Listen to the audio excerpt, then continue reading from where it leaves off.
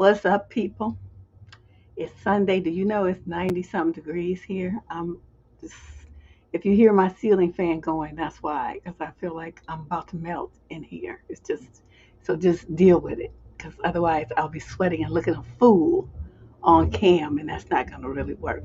But anyway, welcome to the Depsterism channel. We talk about relationships in all forms on this channel. That's pretty much what we do. We talk relationships with other people. We talk about relationships with family, siblings, parents and child, co-workers, and primarily in dating and romantic relationships. See, that's the majority of the discussion. We also talk about your relationship with yourself, which is a part of the show today. We're going to be talking about healthy relationships because it seems like a lot of people don't really know what that looks like.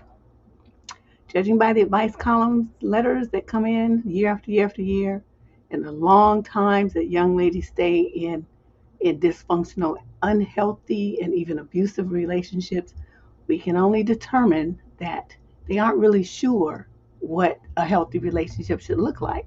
Sometimes kids grew up in these kind of environments, and that's all they've seen, that's all they know. So they don't know any difference between what's healthy and what's not. What should a healthy relationship look like? What should a healthy partner say and do versus one that's not? So we're going to get into all of that over the course of the next hour or so. What I would like you to do is to give some thought to this because I will be I'll either open the line so you can call in or ask you to type your comment in so I can display it across the screen. Because what I'm going to be asking you to share is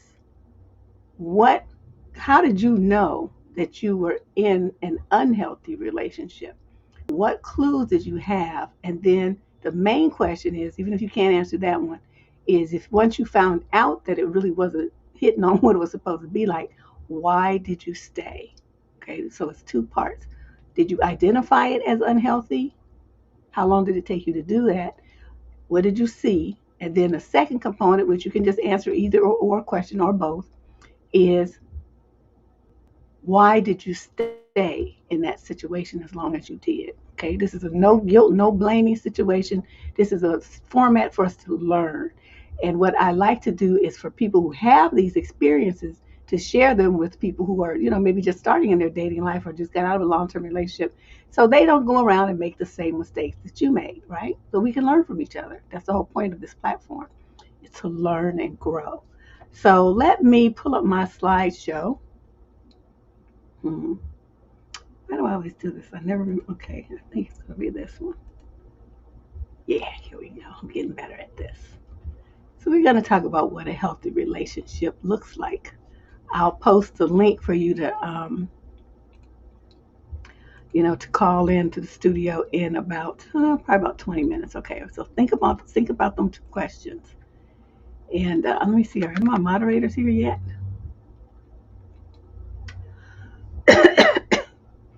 We don't do advice on this show, Michael's World. This is a themed show. The show topic today is what does a healthy relationship look like? So I'm only dealing with that. If you have a question that you need advice to, look in the show description. There'll be a link for you to submit your question to What the Fuck Tuesday. That's when we do our relationship advice questions. So I'm not going to be answering any questions here. It distracts from what the topic is today, which is healthy versus unhealthy relationships. Okay, you might stick around though. You might learn the answer to your question just from the discussion. Okay. Oh yeah, just reminding you, if you haven't already, just hit that like and subscribe. You had to make a slide because I always forget to say that. Hit the like and the subscribe button for the channel. We'd appreciate that too. The instant notification bell is a good one to hit. So when I do uploads or set up a live stream like spur of the moment, you'll get notification of it. Okay, so let's get started here. Let's talk about, because we spend a lot of time on this channel. I spend a lot of time analyzing unhealthy choices, poor boundaries, and relationships that just never should have even got off the ground. Okay, we talk about that a lot. But I thought, okay, so now I've warned them what not to do. Let's talk about what you should be looking for instead. There are various avenues that we've touched on, over the years, but let's put all this in one video. So let's talk about this. To me, This is the foundation. I mean, you might be looking for additional stuff. I'm not saying this is the only thing that constitutes a healthy relationship, but I'm saying these things right here, if you don't have these basic foundational things going on in your relationship, there's no way, I don't care how much therapy you go to, how much talking you do, how much compromising you do, how much you like the other person, it's never going to be a quote healthy relationship. Somebody is going to be suffering, and somebody is going to find the relationship to be very depleting and damaging. So you got to have some honesty. The main thing you have to have is trust. How many women do we see right in here to talk about, well, I love him, but I don't trust him? I'd be scratching my head big time on that. I'm like, how does that even work? Okay. You got to have respect, and you have to have open communication. Now, that becomes a problem when you have people who do things like call you names. They cheat, they lie, they corner cut, they don't, honor and respect your position in the household, your contribution to their life. So respect is a big one. I've done a whole series on that already. So I'll try to remember to link that, but just type in respect on the channel search, and the whole series, I think it's a series of 3 of them, will pop up, and you can just read on that. So you have to be able to share power in a relationship. That is something I think a lot of young ladies and the young males too don't see, because there's so many single parent households. So if you have a couple that's not really a long-term couple and not really a partner, invested partnership, then they're never going to see that. They're going to see one person dictating and the other one doing what they say. That's not a sign of an equal relationship and an equal balance of power, where each person's contribution is valued, where each person's opinion is respected, where each person's knowledge and skill is deemed as important to the family or the household. Gotta have that, people. You have to be able to do all of this negotiation without fear. If someone's threatening you, well, you better do it or else. Or it could be something as simple as, I'll leave the relationship, or I'll abandon you. I'll go to somebody. Okay, that's going to instill fear in most women, because they fear losing the relationship, especially if they're really emotionally attached to this man. So they feel like, well, which is the lesser of two evils. Let's just put it that way. So they give in, but that's not really negotiation and compromise. That's fear-based response. That's a fear-based response. Okay, then you got to have somebody who respects the fact that you are an individual, and that you can have friends and activities and things that they don't have to know about and don't have to participate in. There has to be a sense of independence. So you go out and enjoy your life, and then bring those things back to your partner, right? You have something to talk about. But like, where are you going? And, when you gonna be back? And then while you're out, they texting you 500 times and calling you 300 times. So you never really get to enjoy the time away from them, because they are so in your space and in your face. It's just horrible. Okay. And then, of course, if the relationship ends, someone who is a healthy person will just, let you go with respect, kindness, kind words, appreciation, hope for a better person, better relationship than they was able to provide you, or vice versa. And then you both go on. You might be able to meet up sometime 5 years from now and have a drink or something. If you're parents, you get to co-parent, and it's no acrimony. The kids are at peace, even if you're divorced or separated. So that is where, that the respect part comes in, and the no stalking and no refusing to let the other person go. Because sometimes they want to threaten you, right? Threaten you, well, I'll, unlife myself if you leave me. And so, again, it's a fear-based response when you stay.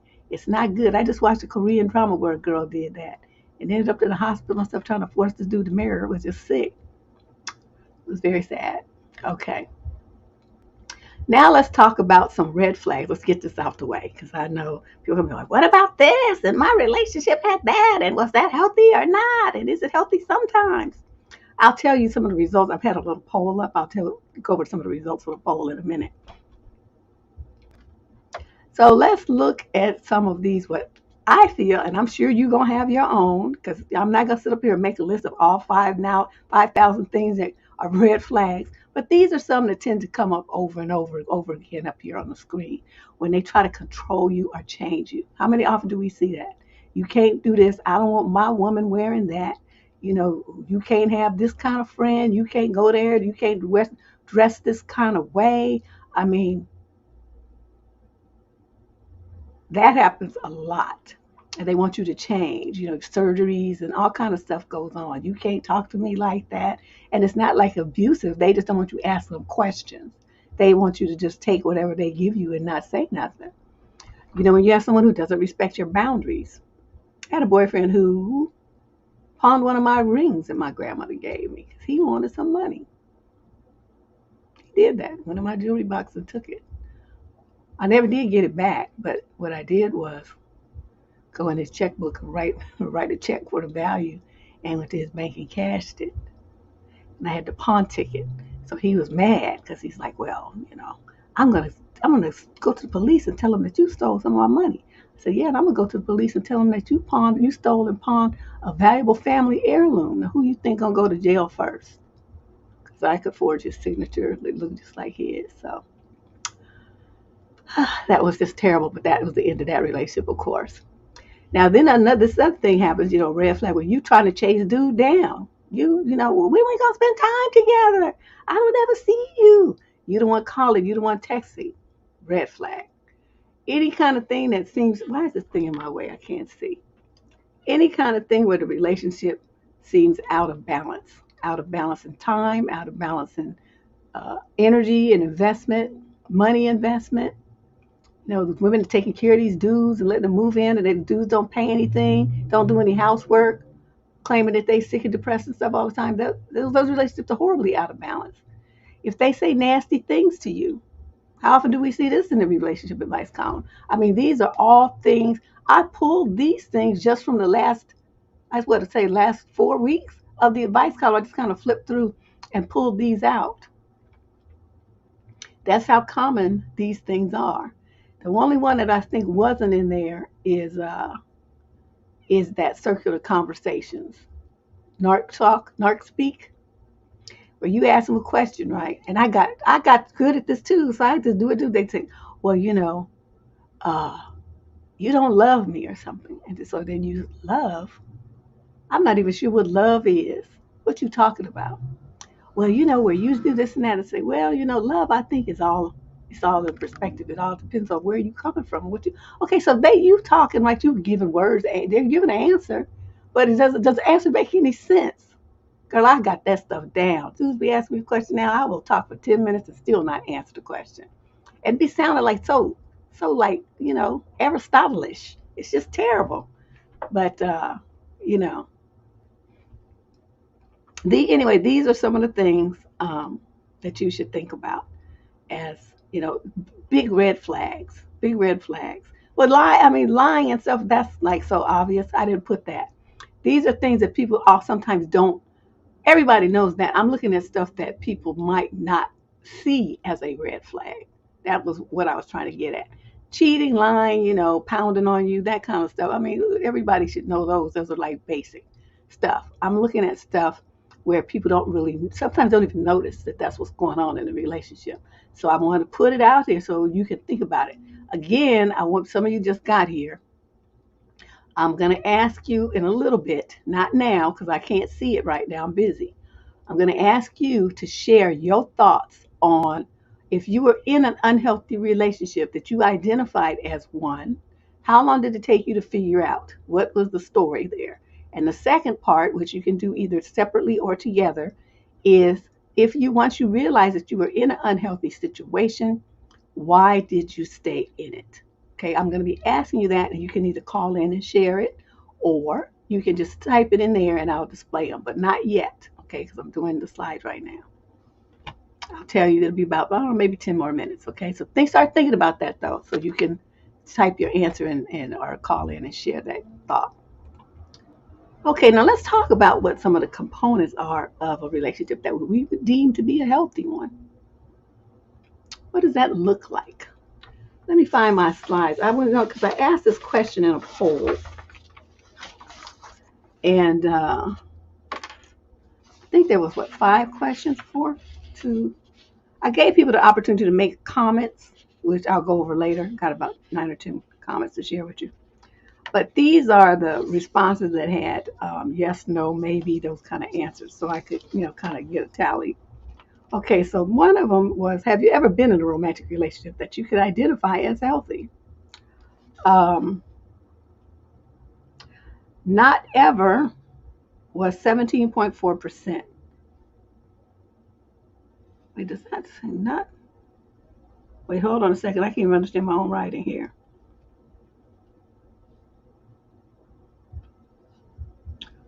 Okay, 26% said that it was at first healthy, but then, that wolf jumped out from the sheep's clothing. 34.8% said absolutely yes, they have been in a healthy relationship. 21.7% said no. And there, oh, this is the one. It says there were good elements, but not enough to stay. That was 17%, that's kind of high. And so that was response there, which I thought was interesting. Okay, so then the second one, can you honestly say that you know what a healthy relationship looks like, having personally witnessed one or more in your lifetime? 56.5% of the respondents said yes. So I was getting a little happy there for a minute. 4.3% never. 17.4% said there was partially dysfunctional, but overall there was more good than bad. 17.4% said that the person put up a good front, but in reality was nothing that they would want, so they left the relationship. And 4.3% said they didn't have any clue what a good and healthy relationship even means. Okay. Then the next question, do you believe that you possess the skills and attitudes which would enable you to enter and maintain a quote healthy relationship at this point in your life? Yes was 34.8%, which, not bad, a little over a third of the responses. 13% that they have just given up. They don't want to be bothered. They're tired. They're done. Um, no was only 4.3%. Absolutely not, rather. Um, Doing my best to learn the skills to determine to have a healthy relationship was the largest percentage at 43.5%.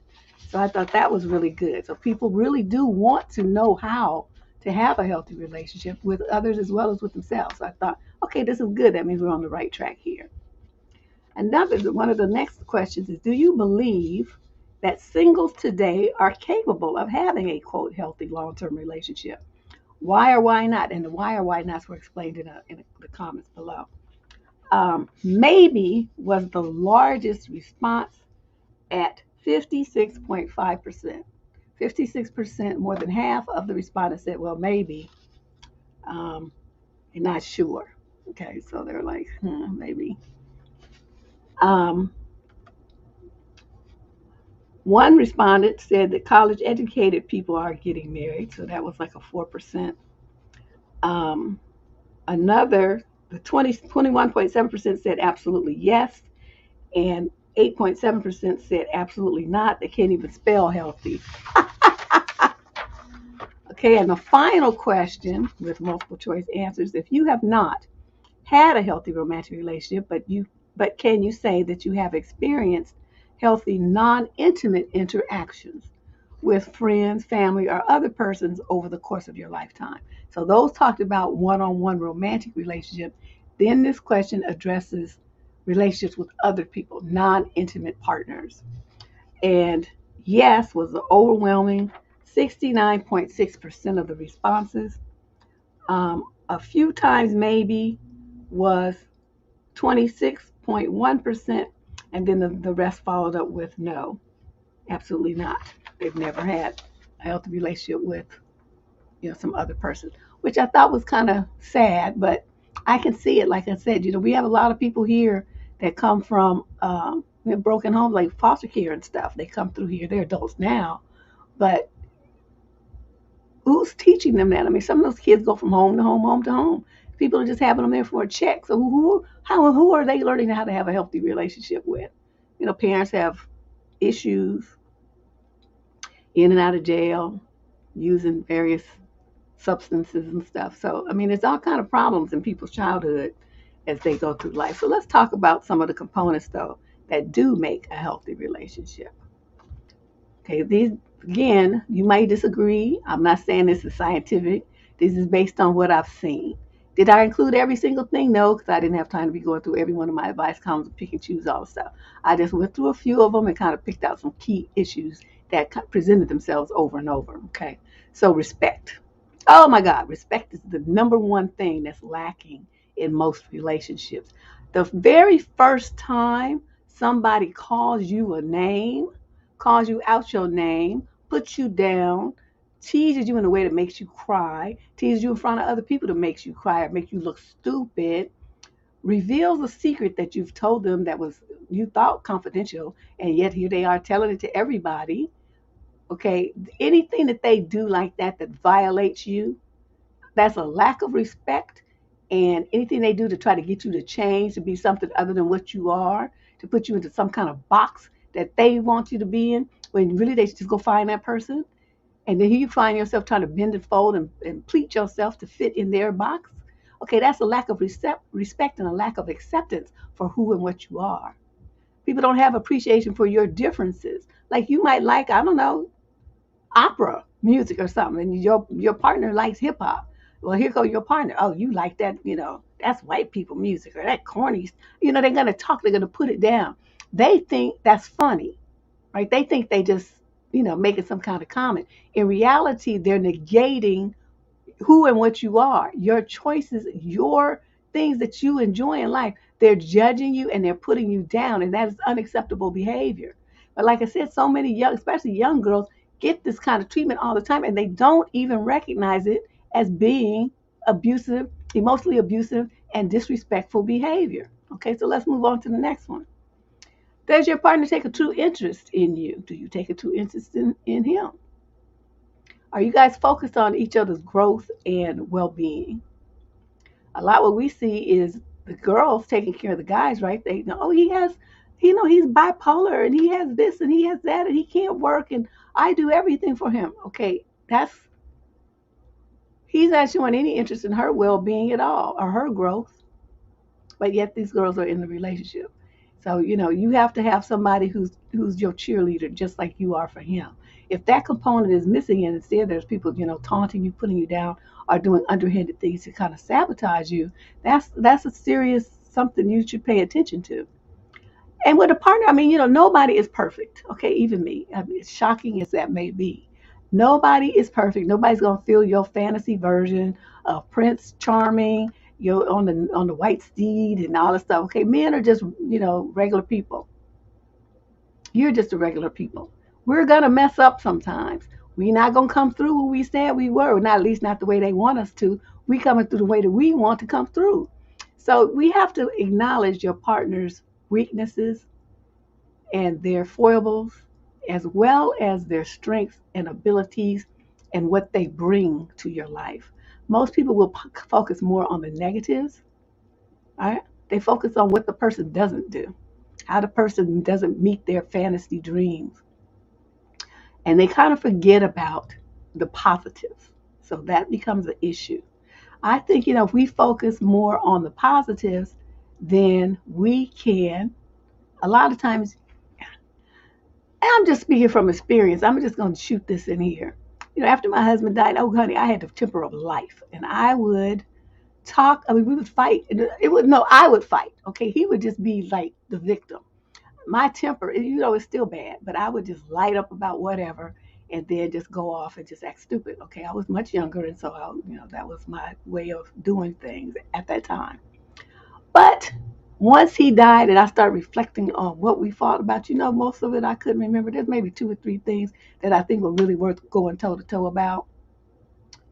But the rest, like, he want to have his friends over the house. Well, we have a little girl. No, that's not going to happen. We have all these men over. My daughter knew that, but he didn't get it at first. But, once we thought about it and he thought about it, then he relented. And so that didn't happen anymore. But, stuff like that. Okay, that's something you really, as a woman, you got to fight for because most people are not going to get it.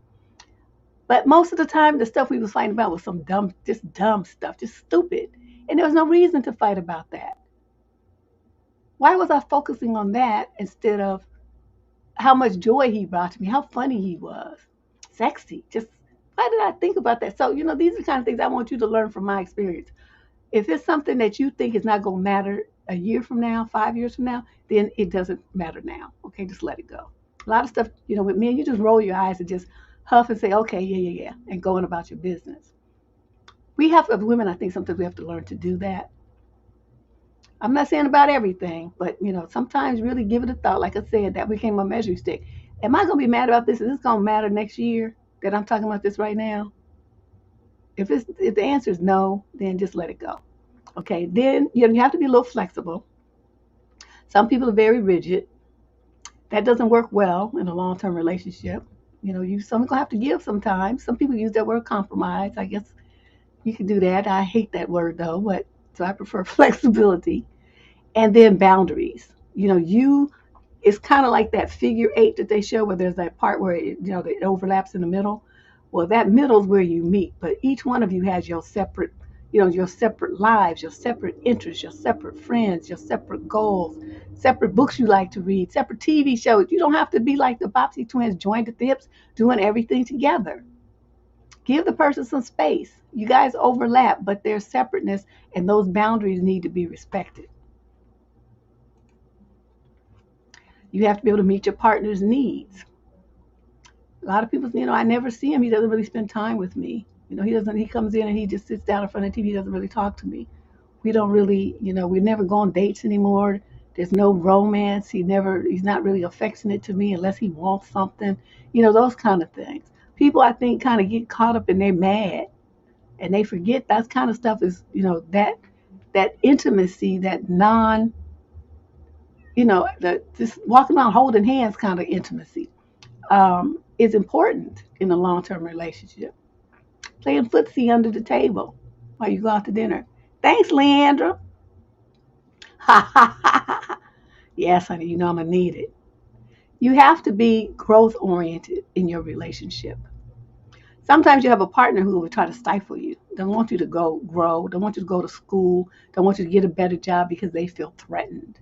They feel threatened that you will leave them, that you will be better than them, that you will make more money than them, that you'll be around people who are better than they are, and that you might leave them, for this other person. So be on the lookout for that kind of stuff too. You want somebody who's going to be your cheerleader. Okay.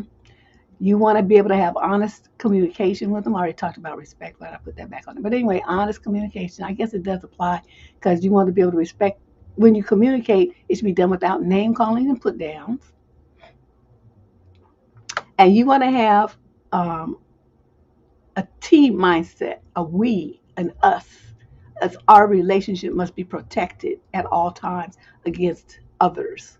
Okay, so if you got one partner running to their family and tell them all your business and stuff, my mama said this, or my mama said that, or my daddy this and that, that's not gonna work. That's not. You have to be an adult in your relationship, and you have to be able to talk it out and resolve problems yourselves. And if you can do that without dragging in all these other kinds of people, then that is a sign that you two have very healthy communication and respect for each other. You have to be able to exert the energy to repair any kind of damage to your relationship quickly. What you don't want, some people say, never go to bed mad. I guess that's another way to put it, but basically that's what it means. Is you got the problem, solve it before sundown. Okay, talk it out. Set up therapy. If you, for those of you who go to church, you talk to your pastor. Whatever you need to do to get over that hurdle, so you guys resolve it and kiss and make up. Anything that the person said that hurt your feelings, that hurt you in some way, that made you pissed off, that's going to make you resentful, you need to tell them. Okay, people are not psychic. If you feel like your husband is not stepping up and doing enough of his share in the housework, well, it's nice that you wrote and told me, but the end result is you're going to have to tell him. And you can tell him what you want. Okay, sitting there seething about it for week after week, month after month, builds up resentment. And resentment makes for an icy relationship.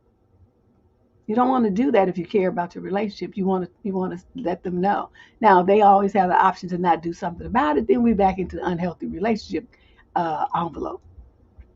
But that's what you can't blame them if you haven't told them that the problem exists. You want them to do it by magic or something. That doesn't work, except in the fairy stories. Okay, there needs to be a balance of giving and taking. If one person just over giving, and the other one just taking, that's not a reciprocal relationship. I'm not saying you're going to be tit for tat with a measuring stick and a calculator. Well, I did this for you on Tuesday, so you need to do this for me on Thursday. It's not like that. Overall, each of you should be given 110%. Now, sometimes people will be sick. Sometimes people will be stressed. Sometimes people will, have an episode of depression or something. Something happened. Maybe somebody died or something. They're going to slip on their end. That's okay. Because you, in a healthy relationship, there's space for that. You, as a partner, you slide in there. You support your partner emotionally through that trauma, and then they'll be back at the helm of the ship with you. But you're gonna give and take. I mean, it's not like you're not gonna ever get sick or have a bad day yourself. So but it's not a tit for tat type of thing. It shouldn't be like that. Both of you have to be willing to invest in the relationship. That means not just money. I'm not talking about money. A lot of these channels talk about how much the man spends on you and all that stuff. That's not what I'm talking about. The investment I'm talking about is his time, his energy, and his effort. How does he think about, quote, taking care of you so that it reduces your stress? If you are in a situation where the man that you are with is adding to your stress instead of taking it away, that's not a healthy relationship. He bringing drama, stress, and strife. That's not a healthy relationship. You sitting there biting your nails and breaking out and gaining weight and can't sleep and getting lines and wrinkles all over your face and all kinds of stuff. Oh no, no, no. No, no, no. See, I'm far too vain for that. I'm looking, if I see something that's going on that don't look right, and I'm looking like I have wrinkles and stuff, and I'm missing my little Z's, you got to go, brother. This ain't gonna work. Okay, but a lot of ladies don't think like that. And then of course you want, satisfying intimacy on other parts of adult relationship. Oh, thanks, Jess. Yes, this girl. Oof, my goodness, if so many more women took advantage. I mean, listen to that, they would do so much better. So, these are just a few. Do I have some more? I don't remember what I wrote. Okay, yeah. Okay. So now let's talk about rules for a healthy relationship. Every single time I do a show, here comes some sirens. Oh my goodness. Anyway, let's talk about some of the rules that you might set up for a healthy relationship. What might those be? The number one thing, to me, the most important decision you can make in your entire life is who you choose to be in a relationship with. Who you choose to marry is the number one. Who you choose to have children by. Some of y'all, I don't know what your criteria is. You look at my whole thing is like if you are looking at a man, okay, I'm with a man. This is, when I was still interested in having kids and all that stuff. I'm looking at this dude, right? I'm looking at how he conducts himself. I'm looking at his family. I'm looking at who got learning disabilities, slow, and who got stuff going on, who got physical defects, stuff like one leg shorter than the other and stuff like that, cross-eyed and, that eye that wanders off and stuff like that. I mean, all that stuff is genetic. Somebody people bald at 28 and stuff like that, that's genetic. Do you want your son having that problem? People, have like diabetes, all kinds of stuff goes on in people's genetic line. Mental illness, all kinds of stuff is inherited. Do you take the time to investigate those kinds of things? Was your man that you think about having a baby by in the special needs program at school because he was slow, didn't learn to talk till he was 7 and couldn't read until he was 18 and stuff like that? Do y'all think about that kind of stuff? You need to. You need to. So to me, that's why I put that first. Choose wisely. Look at who this man is. Look at his family. If you don't want a child that acts and looks just like them, because that's what DNA is going to do to you, you don't get to pick and choose. You're going to get a surprise every time. It's like rolling a dice. Sometimes you're going to crap out. And you looking at him and you see a whole bunch of mess, that's not, you better up your birth control game, especially now in the light of Roe v. Wade. You don't get a second choice unless you live in the right kind of state. Okay? Then you got to know, this is another thing that women don't do. You don't talk to him about what he's thinking. What's his position on relationship? Okay, you say you want to get married. Did you ever ask him, do you want to get married? Most of you don't seem to like marriage is a goal of mine. What you think about marriage? Oh, that's just a piece of paper. I ain't sure. I don't see the point. Okay, now you know that's a goal that you have. Once he tells you where his position is on that, he doesn't want a committed relationship. He's a bachelor just out here having a good time. He's just doing whatever he says to you, whatever he says, because most of them in the beginning, they're going to be very honest. The problem with women is y'all don't listen. He's telling you. Even if he doesn't tell you with words, his behavior tells you. You don't listen, though. You don't pay attention. You don't accept the information that he's giving you. So then you get your face cracked. Okay, because I love him, though. I love him. Well, he never said he was trying to be in love with you, and he never said that he wanted a relationship with you, and he never said y'all was even dating. This was a strictly hit it and quit it situation that you put way too much feelings into. Then come talk about he cheating. No, he's not cheating because y'all never had a relationship. Not like what you're talking about. That never existed except in your imagination. Okay, so this is an important thing. You want to get married, he don't want to get married. You next him. He's trying to press you to have a baby before marriage and you don't want to have your children like freestyle. You next him. He's telling you who he is. Pay attention. If that's not what you want, have enough courage and respect for yourself to put him back in the pool, in the pond. That's a fish you don't caught a fish that you don't really want. You do the catch and release, honey. Release him back into the wild. That's what you do. I mean, there's somebody out there that's probably be perfect for him, but it's not you. Okay? So you don't try to change yourself to meet him. You let him go find whatever it is, stray miscellaneous defective fish look for. Put him back in the pond. Okay, then here, okay, because somebody is rocking your world, you feel like you in love. That gets a lot of women caught up. Well, a lot of men too. But mostly this show is about what women need to do, okay? Because that's the majority of the audience on this channel is female. So yes, honey, I'm telling you, catch and release. Woo, that's the best analogy I could come up with off the tip of my tongue. But don't confuse the two.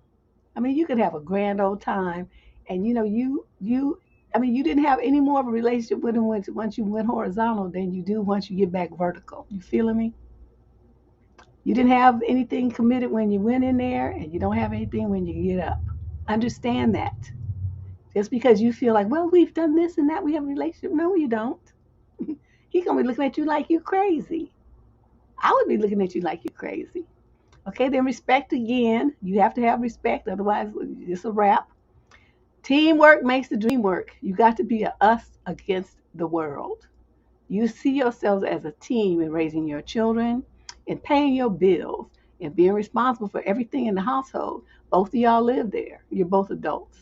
It's no like your job and my job, unless y'all sit down and work that out. But that should never be assumed, especially based on gender. Okay, you want to have good conflict resolution skills. If y'all always beefing about something and this, the same fight, you keep having the same fights over and over, that means they're not getting, the issue's not being resolved. You just like stop fighting about it for that day and then you right back at it, a week later. You have to have the skills to make those things, to come to an agreement that meets both parties' needs.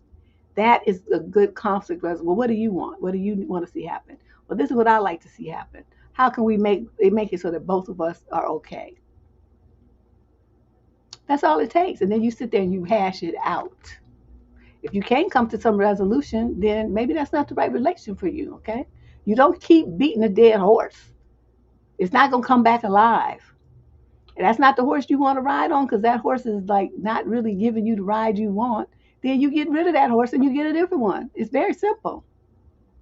And you don't assume. Notice how I capitalized some letters there? You don't assume stuff.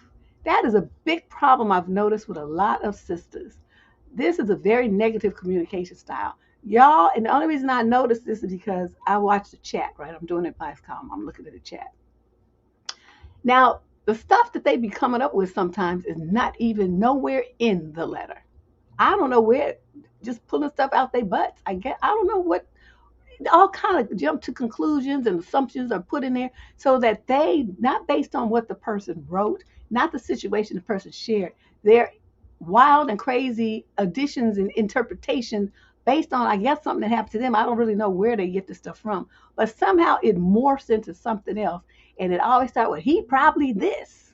And so now they on to this, well, because what he probably, which is nowhere reflected in the letter, but in their mind, he probably did this thing over here. And so then this, and this. That's why I never do that. And I try to train the people. A lot of the people who've been here for a long time and have learned this. We don't do that here. We go by what they wrote. That's it. That's all we know about this person is what is shared in the letter. That's it. So anything else we do is conjecture based upon our fantasies and our imagination. Perhaps a bit of our own history in there, but it's not reality. So you can't assume and act on assumptions.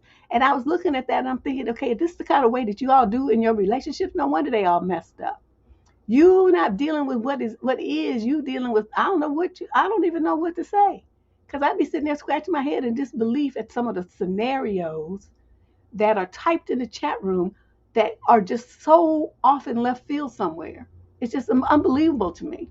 So I just thinking about that. If they put that in their relationship and that's how they do their dudes, there's no dude in this world that's gonna stay with them because you just be on some delusional stuff. I don't know what you be talking about. And then, okay, I think I have 3 pages of this. Okay, so they'll solve and resolve problems. I kind of went into that. Learning to negotiate, again, compromise, which we don't like that C word. You need to really hear your person. Some of you, when your partner's talking or telling you something, you're listening, but you know what you're really doing?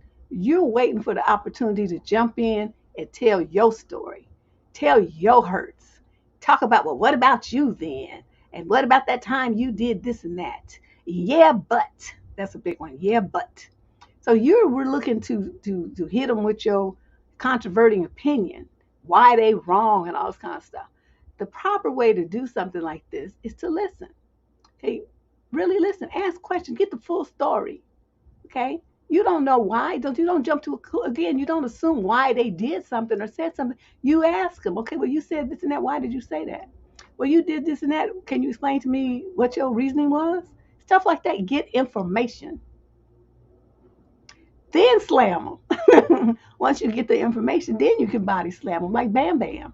But until you get the full story, see, you're basing stuff off of fantasy and a conjecture again, not reality. Don't do that. Listen.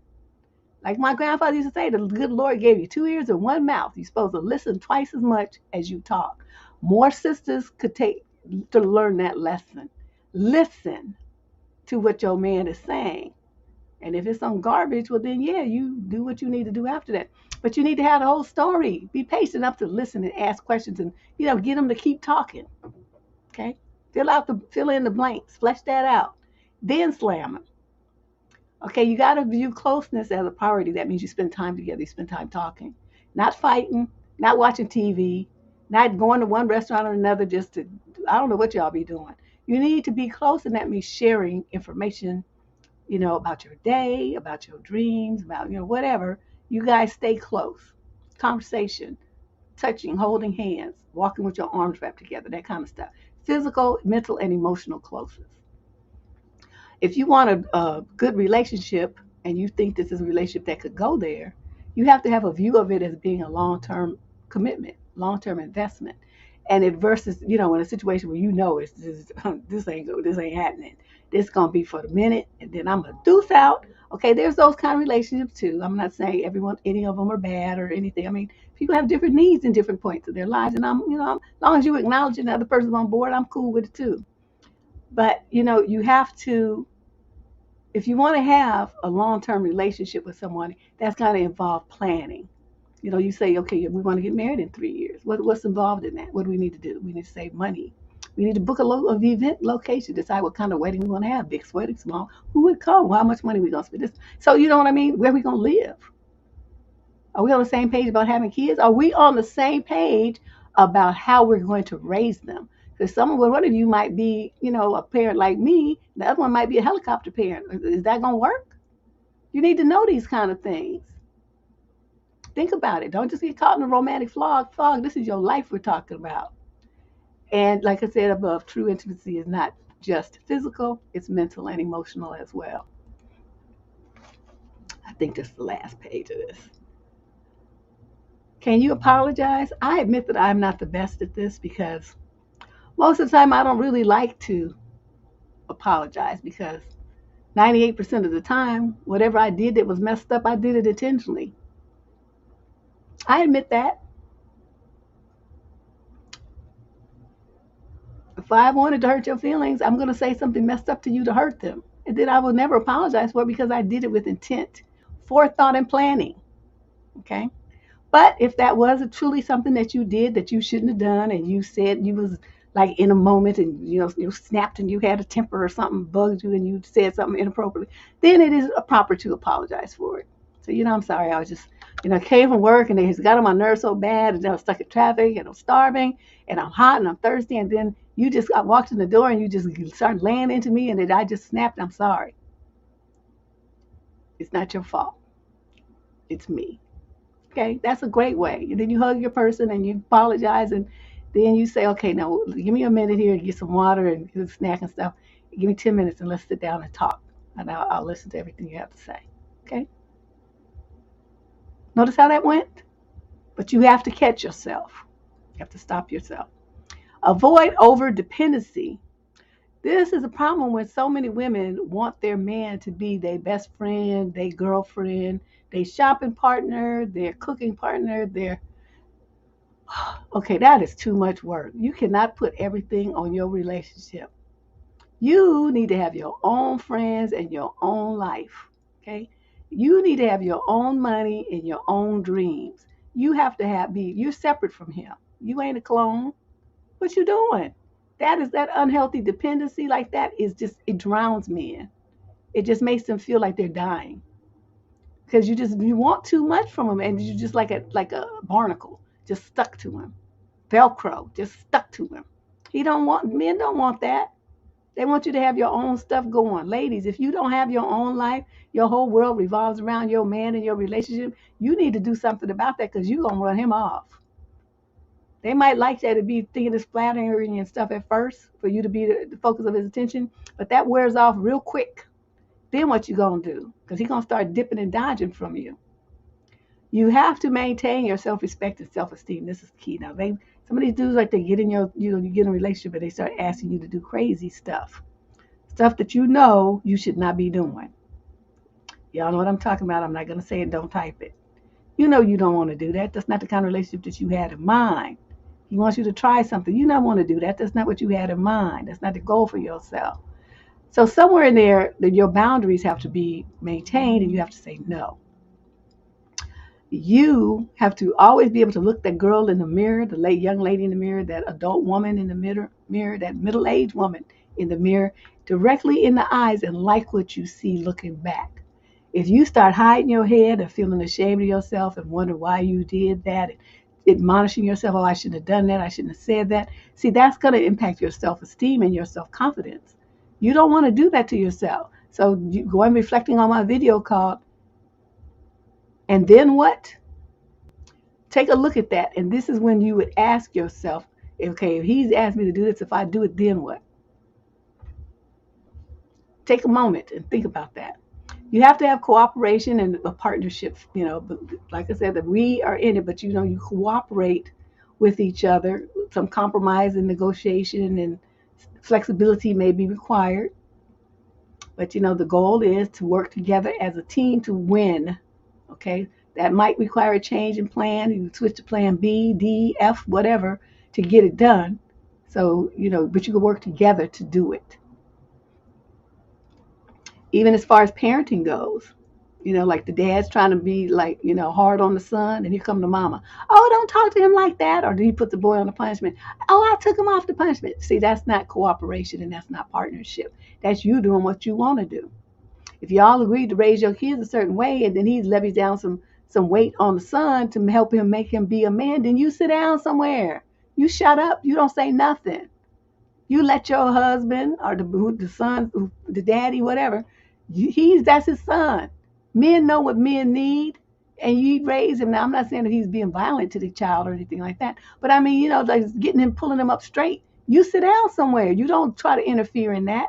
Men are different from women. Acknowledge that their role in society is different from ours.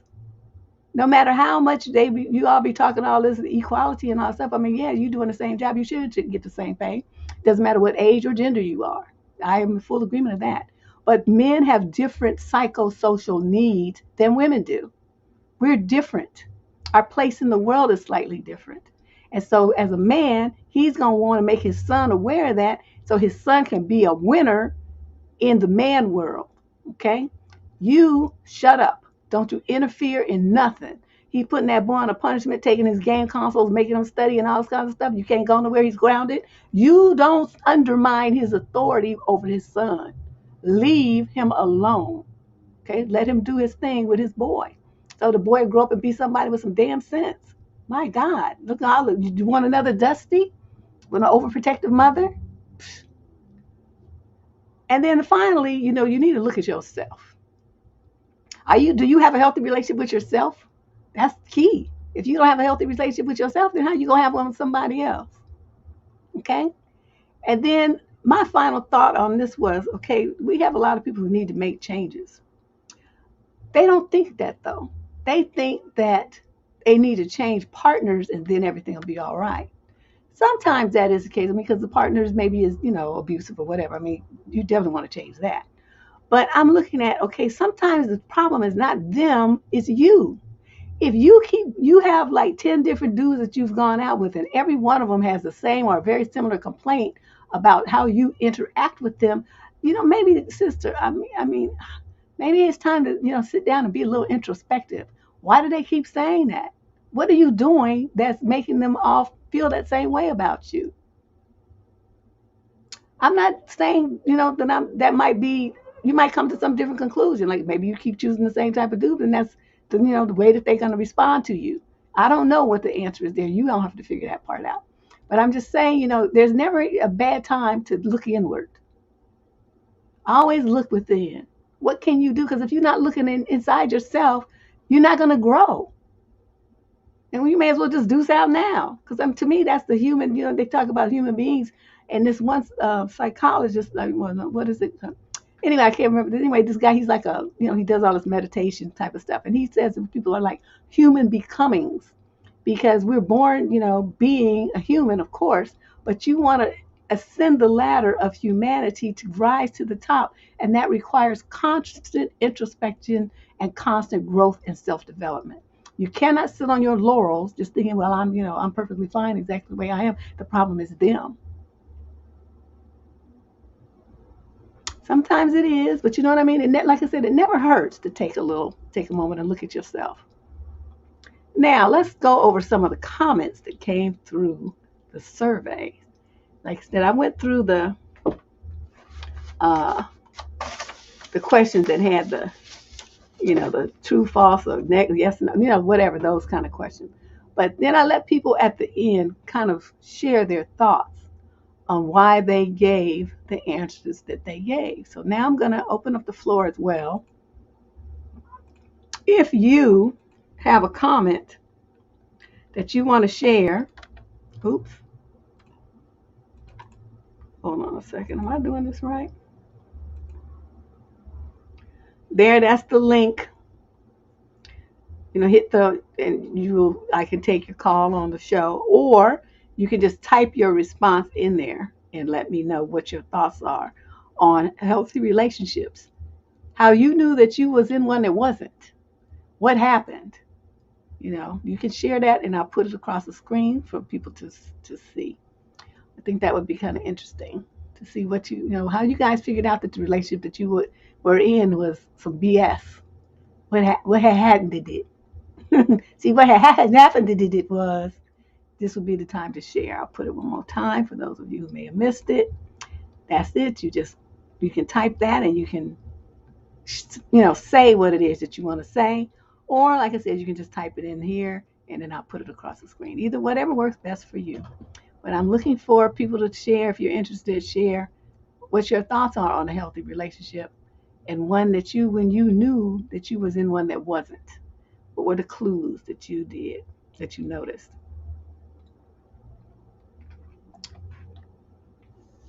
So let me go over the, where are the, what did I type on? Hold on a second.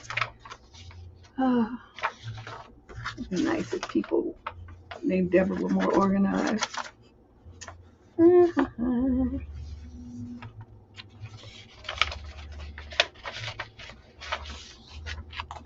That's not it either. Oh my God. Well, never mind. Because I'm going to just have to read them off the slide. The slides are clipped, but whatever. Here we go. These are comments that came in from people on this little poll that I set up for this show. And this one was, this young lady was talking about, the online dating aspect, which I thought was really interesting. It says this game with no effort. So people don't really put an effort into trying to understand the other person. So the connection is already just starting off as being unhealthy. And you got to have some self-awareness and some insight into what healthy relationship looks like. That's why we're doing this show. She says, personally, I find that most people are so self-absorbed, they have no clue how to even actively listen to another person and share on a meaningful level. That's true. Let's see what we have to get in some responses in here. I knew the relationship I was in was BS because I was constantly confused, stressed, and worried. I realized he never made me feel valued or clear on his intentions. Oh, that's terrible. Oh, she said, and he hid a lot of things. Okay, yeah, he wasn't being upfront and authentic with you at all.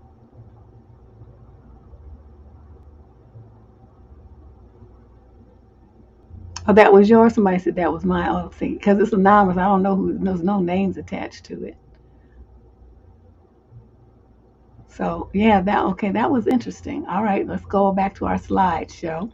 Oops, this layout here is what I was looking for. Okay, this one had me dying. It says, Deb, I got some news for you. The Dusties are winning and the Debs are losing. You have no idea how many women are allowed jobless, no money, no education, no skills men to just live up in the house, eating up all the food, using up all their power, gas, and driving their cars. Then they have the nerve to ask me, are there better men out there? Oh my God.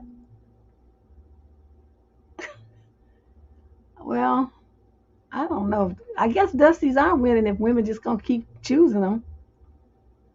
In spite of knowing better, they're gonna still keep choosing them because they feel like they just have to have a man, and any man will do. And these guys, will of course parlay that into a place to stay and clothes on their backs and food on their stomach without having to invest anything. Women are stupid enough to do it. What can I say?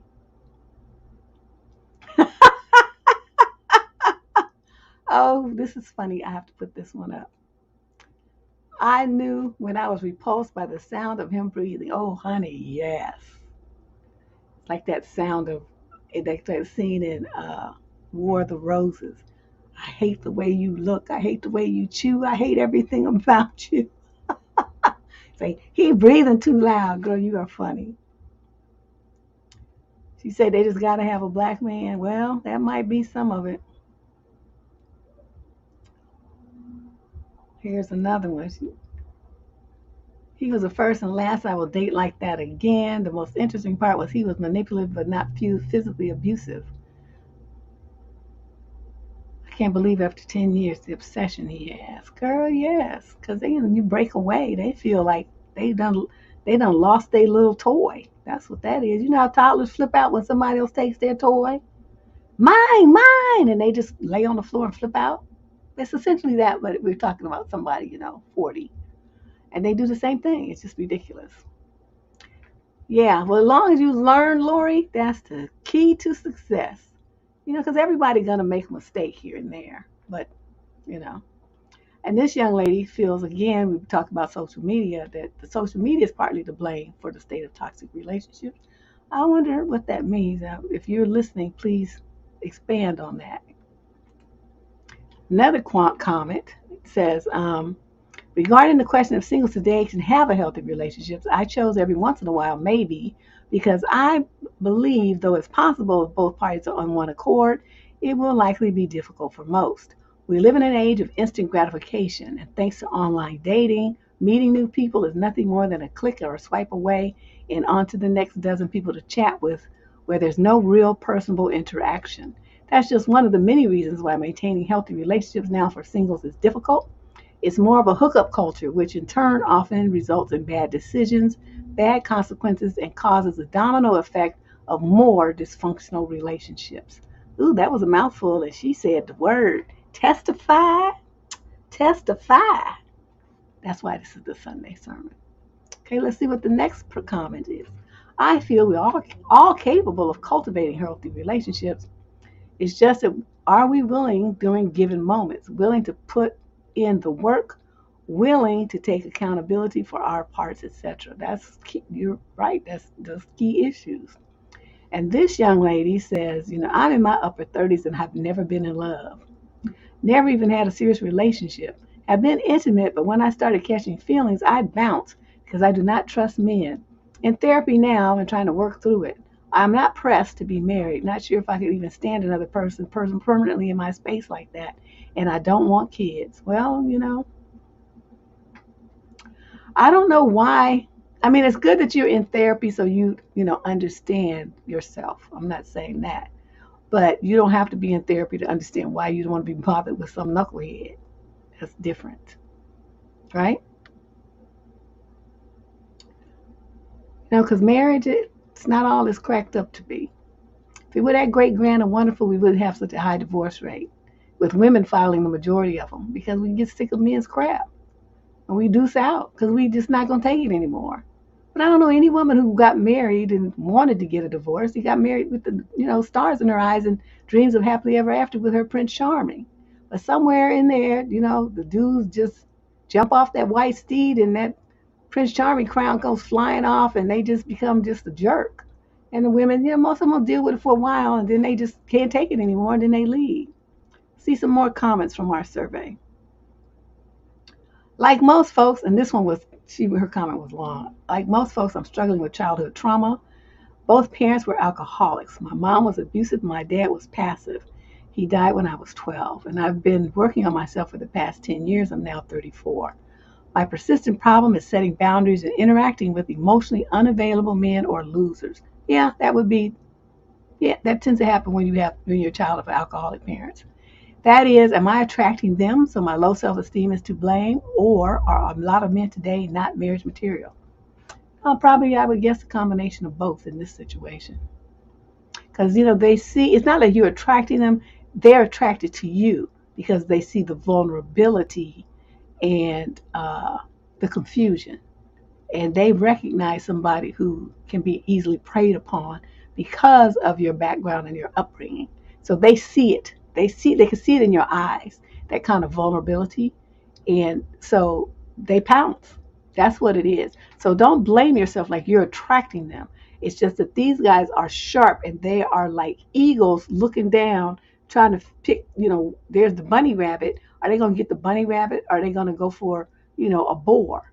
They're going to go for the bunny rabbit because it's easy and it's quick. And you're the bunny because of your way you grew up. So therapy would be good for you. But let's see what else you have to say. Oh, let me do some of these type things here. So Robin says, I haven't progressed to a relationship because the man I've met told me up front that I must guarantee. Whoa! Whoa! Are you kidding?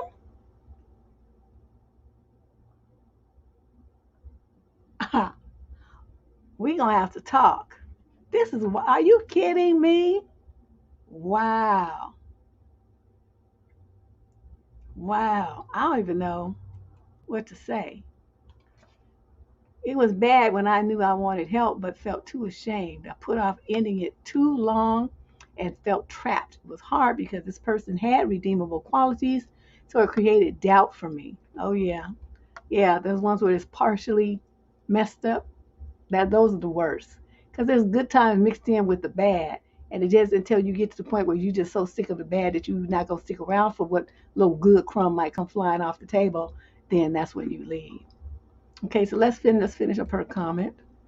Given my background, I'm struggling to find a balance in what I'm doing wrong in a potential relationship and where the others come in and how their own messiness is affecting me.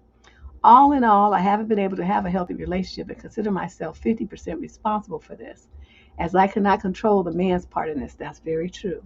But from the experience of other women I talk to, I'm at least relieved to know it isn't only me, so I can't be that effed up.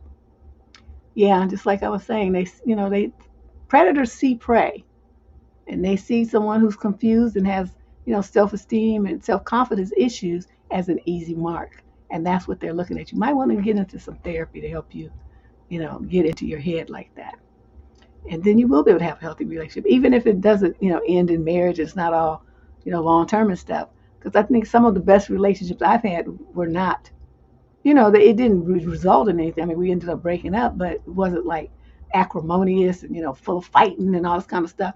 Just stuff happened and, interests went another direction or whatever. It was no big deal. I mean, I could still talk to them, but I don't choose not to. The ones that we, ended acrimoniously are the ones I try to run over with my Honda.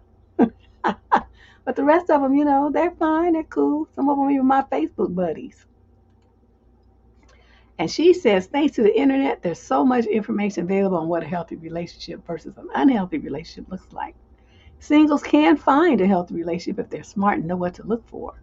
As for a healthy relationship, I've personally witnessed no. None that I can think of.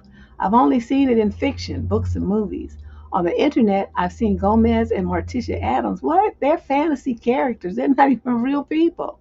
Used as an example of a healthy relationship. Oh my God, are you kidding?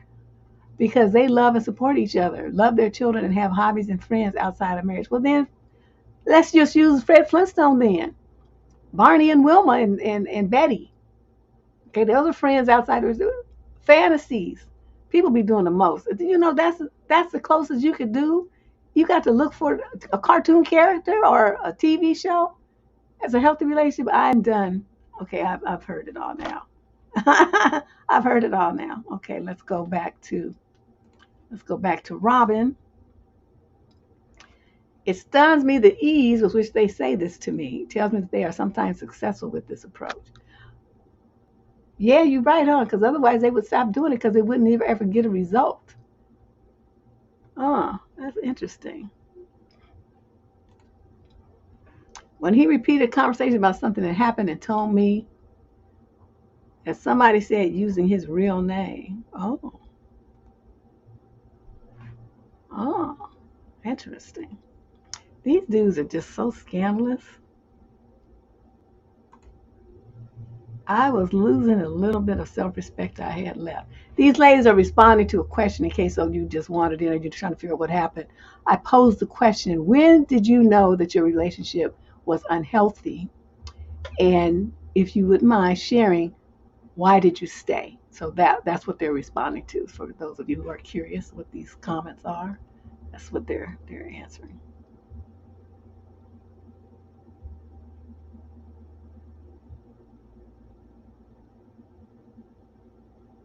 Okay, I already did that one. All right, so let's go back to these comments.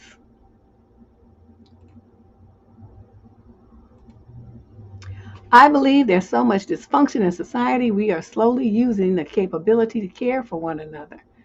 It starts from birth, and the people who are having children just are not capable of understanding the responsibility that it takes to create a mentally healthy and stable person. I think they do, but you're looking at people who don't have the skill set themselves. You can't or teach what you don't know. You can't know anything about what you never had, what you never learned about, it's a foreign concept to them. So of course they're not going to teach it to their children. They don't have that skill set. They don't know nothing about it. And you know what they say, if you know one thing, you want to hide something from certain people, certain segment of the population, you hide it in a book. They'll never see it. I think that's why YouTube and Twitter and Instagram and all those kind of things have become so popular as learning tools, because most people seem to have ADHD or something. They just need, want quick, easy information. They don't want to read a book, so videos like this make it easy for people to get information because they can listen to it. They don't have to read. Okay, I'll get some more comments in a minute. Let's see if there's another one here. Yes. Oh, I'm sorry. This is a continued. Oh, yeah, it says continued. Okay. And she says also the crazy relationship advice on social media is hurting us. The idea that there's always something better on the web makes no one want to commit. The extreme views of feminism or patriarchy are pushing men and women further away. Gender confusion and transgender nonsense is making numbers uneven and hard to know if someone will stay true to their sex. And just the overall focus on the individual instead of the community is adding to people not wanting to make anything work. Yeah, I think a lot of people are disillusioned. So let's put it that way. Disillusioned, and there are a lot of people who have been so traumatized, even though they might not understand that's what it is, PTSD of like these police shootings in the black community and seeing these videos of different things and the Amber Alerts and all. I mean, when you put all that stuff together, it's a highly stressful environment that we live in. And I think, the people, with all the stuff with this global situation and the shots and you can't go nowhere and you had to be stuck in the house and businesses shut down and stuff. So economic impact of that, the social impact of that. People the last couple of years, people have been dealing with a lot, and millions of people are stressed out in ways they've never been stressed before. There's no way that would not impact how people relate to each other and thus our interpersonal relationships. There's just no way that's not going to happen. So, something to think about. While I'm not against people wanting to live happily single, not being able to function in a healthy relationship is going to have serious impact on society, some of which we're starting to see. Low birth rates everywhere, more mental disorders, that's true, more violence, less empathy, etc. And consequences keep stacking up. I think we need to have healthy families, friendships, singles, and relationships for all of this to get back on track. Correctamundo. You win the dishwasher that I don't have. But if I did have one, I would send it to you. But yeah, that's very true. Okay, let's get some more of these comments in here.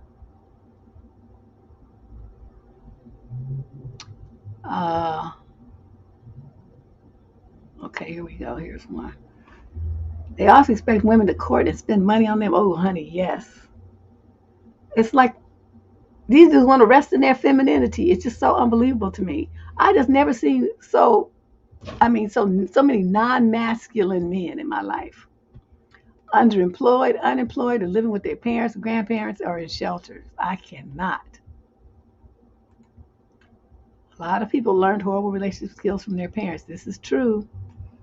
This is true. Says, I knew my relationship was over when he started using it to emotional manipulate, always asking me for money. And then he hit me. He called the cops on him. Good for you. He was tripping. People are going crazy nowadays with all the current events of the past few years. Yeah, I really think that some people, are mentally, some people do well, okay, because they're kind of loner personalities. They didn't mind it being shut in and being by themselves. Other people who need that social contact and that face-to-face stuff, they just lost it.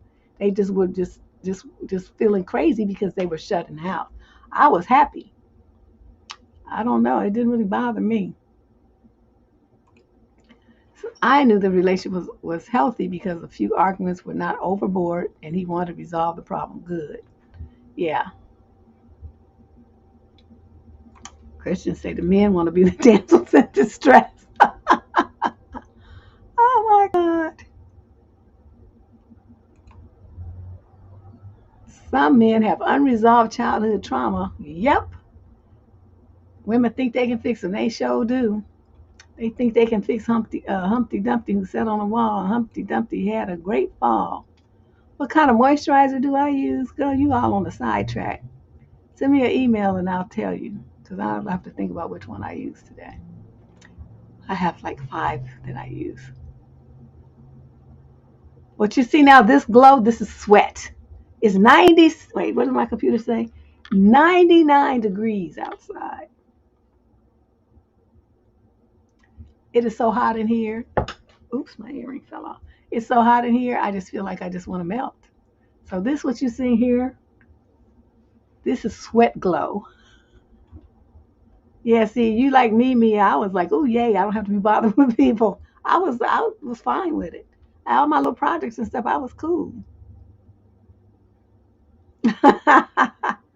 uh, yeah, this is kind of interesting. Okay, so let's go on to back to our slideshow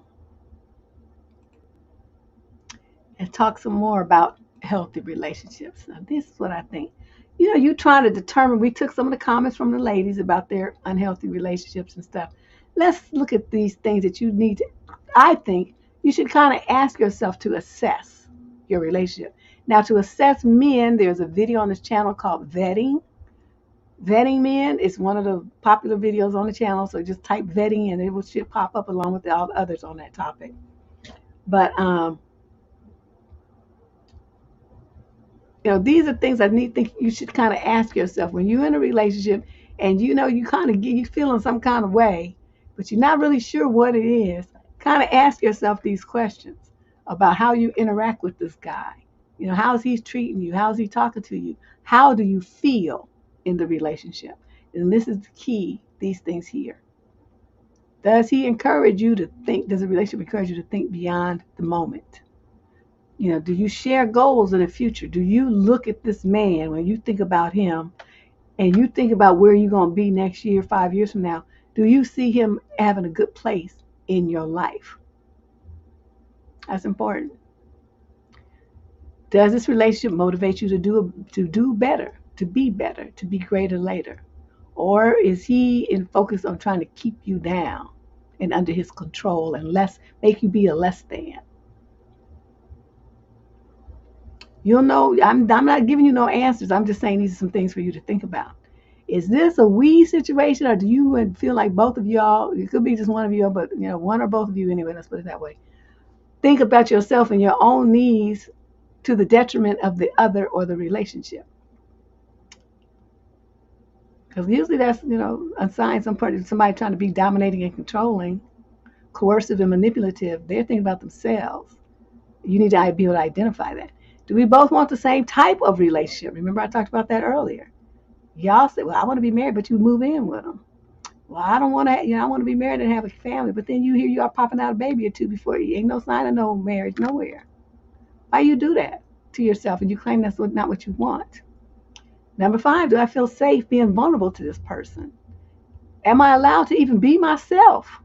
If you have to feel like you have to hide, parts of yourself because you don't think this person would approve, it's probably not the right relationship for you. That's why I like Aries men. They like every single one I've ever met is just like an open book. Whatever you want to do, whatever you want to be, whatever you want to say, they was always down with it. I never had that judgmental problem with them. I don't know about other women, but that's what always worked best for me. Even Leo men was just like, no. Aries men are the only men I've been with that I never had any kind of judgment or drama with them like that. They get a little jealous, but I mean, that's nothing. We squelch that real quick. Number 7.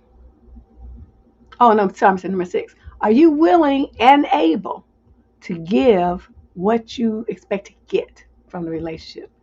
Is this your partner able to do the same? Now, this becomes important when somebody telling you their vision of what a relationship is. What is going to cost you? What do you have to do to be in a relationship with that person? What do you have to give up? What do you have to change? Is that something you want to do? And don't think you're just going to do it now. Once you do it, you got to keep doing it for the duration of the relationship. Is that something that you can see yourself doing? If the answer is no, this is me, tripping, then you don't do it the first time. I'm not changing nothing. I don't care. But see, I'm old and I'm past that point of compromising and negotiating. It's my way or the highway. And I'm okay with that. That's why I'm single. Number 7, do you feel happier and more alive when you're with that person or when you think about that person? A lot of times, you want to be with them, and then it's the fantasy of being with them is better than the reality. Because when you're with them, you're bored, they're stupid, they say stuff that hurt your feels. They're not really talking to you. They just sitting there playing video games or something. You sitting there watching, but you was all excited to be with them until it happened. Or it's just a lot of women say that I want to really be with them, but then when I was with them, they come back and they're disappointed and they're feeling rejected and dejected and crying and all kind of stuff. I'm like, I don't do that anymore. I mean, when I was young, I had that kind of time to waste. But I realized something. If I'm with a man and when I leave him, I don't feel better than I did before I saw him, or at least the same. That's somebody I don't need to ever see again. Because he's not building me up. He's trying to break me down. And some women, will deal with that and they feel like, well, he didn't really mean it, this and that. I know now that's not true. He meant every bit of it. But he's just trying to see if you're dumb enough to come back for more. That's where I am with it at this point of my life. So I'm not going to do that. And then the last point of thing to ask yourself, and these, I'm sure you could come up with some more. These are just 8 that I put together. Does this person encourage you to grow and support yourself, and in your self, support your growth and your self development and self improvement, or does this person try to keep you small, tell you what you ain't, what you can't do, what you don't do well, that you don't look right, that you don't do something right? I mean, these are all comments that fit in number 8. You want someone who says, you're so smart, you could probably do anything you want to do. You want to, you love helping people. Why don't you look into nursing? They're looking for nurses and they make a grip. Do you think you could do something like that? I'll support you. I'll help you. I'll, whatever. I think, stretch yourself, girl. Make yourself be greater. You got the skill set to do it, blah, blah, blah, blah. You want somebody who's going to like kind of push you a little bit, encourage you, build you up, point out the good things about yourself. That's what you want. That's the kind of man you want.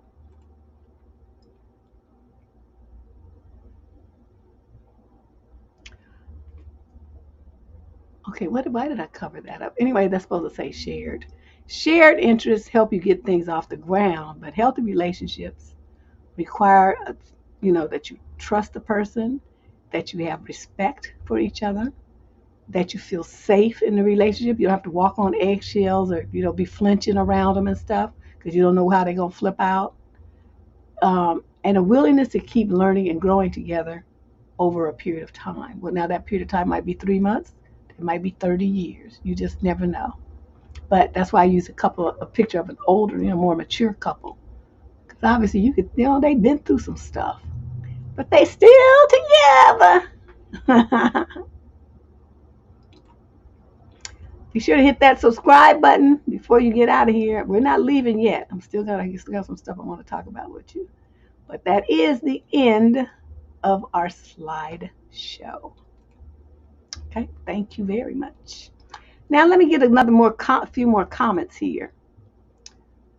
Jess says she stayed longer because she didn't believe it. Then 2 things happened. One, he showed me his business, then quickly snatched it. And his car key ring had his real name initial. Also, he was giving you a fake name? Wow.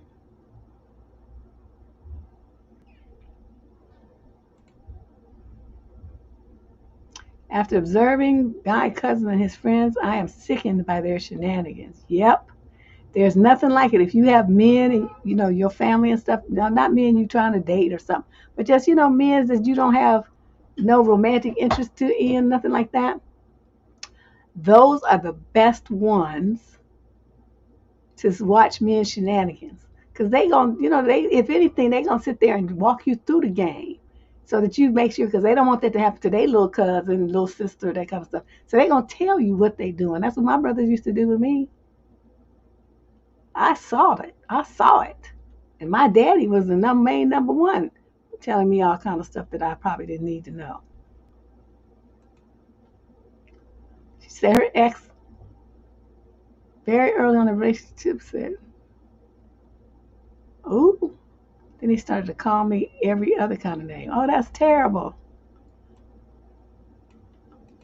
Diana says, I knew the relationship wasn't healthy when I found out he even told me about himself was a lie. Oh, after asking me one specific question, if you lie, you steal. And if you steal, you would kill. Oh, wow. These dudes are something else. And see, Diana lives over here in Oakland. So you meant his business card? Oh, okay. Sorry. I'm just shocked and appalled. Break me down in some way, shape, or form or fashion. Yep, that's what they love to do. They love to do that. Yet to meet one? Mm. Yeah, they do seem to be very hard and few and far between these days. And if you do, the first thing they want to think about is their money. You know, they think you're trying to get their money. They don't understand that most women have their own money. I mean, there's some that don't, but you got a woman in her 30s and above, she got her own money.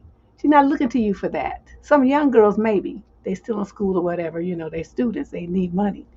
But, a woman got her own stuff, bro. She got her own car, she got her own place, she got her buying a house, all this kind of stuff. She got her own credit. she's not looking at you for that. She's looking at you for intangibles, stuff that money cannot buy. And these guys don't understand that, and they just feel like they're gonna be selfish with their material stuff. And so me, I feel like if a man's gonna be selfish with some little chump change, he's gonna be selfish with his heart too. And I don't want to be bothered. It would require too much patience that I just don't have. She says this show has saved me from some potentially bad decisions in past relationships.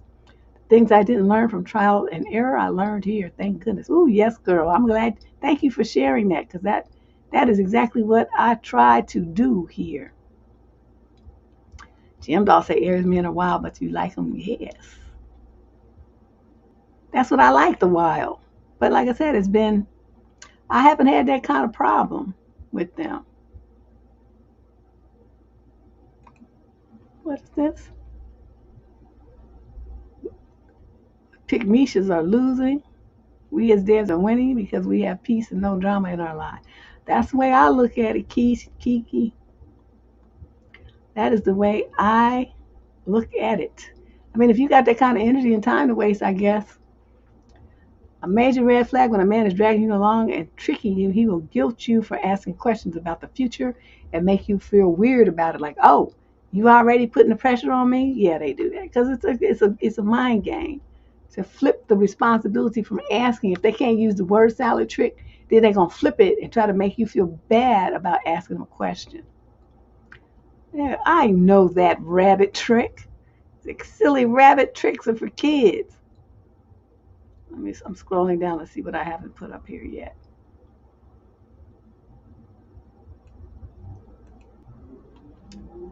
Girl, well, good luck finding that. You can see that though if you watch the Korean dramas, they show that. Is that realistic? I doubt it. But it's fun to watch. My healthy relationship spent time and money. Yeah. And one of the things I noticed, like the time. Like my car, I was having trouble. My car was doing some kind of interesting little bucking thing.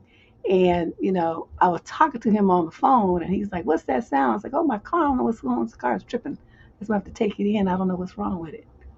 And so he's like, oh, what time are you going to be home? Well, so when I got home, he was waiting with his toolbox. Went under the hood, made some adjustments, put some new spark plugs in there, retimed it with his timing light. It was running good as new. I didn't have to take it to a repair shop, and I didn't have to ask him for help. He heard that it was going to be, he heard the problem, and then he came to my house from his house in commute traffic to fix it because he didn't want me to be stuck somewhere the next morning trying to go to work. See what I mean? So you got a man who's interested in helping you. He's going to do it because he cares about you. You shouldn't have to chase him down and beg him to do stuff. Just like he don't have to beg you to cook his favorite meal for him and stuff. I don't know a woman yet who, she loves a man, she's going to do for him. Men need to return that same energy. The problem is most of them don't. And it's just a horrible, these women feeling resentful and depleted. And like, she